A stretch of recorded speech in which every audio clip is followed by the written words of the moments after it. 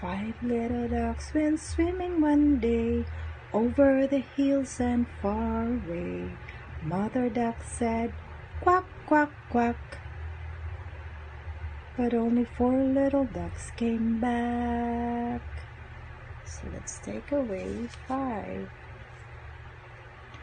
Four little ducks went swimming one day over the hills and far away.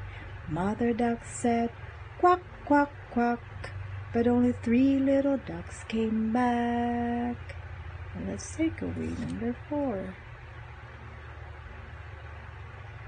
Three little ducks went swimming one day over the hills and far away.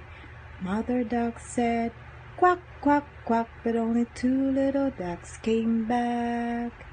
Take away three.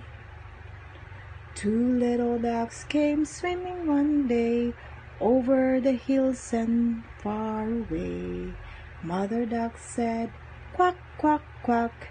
But only one little duck came back. Take away two.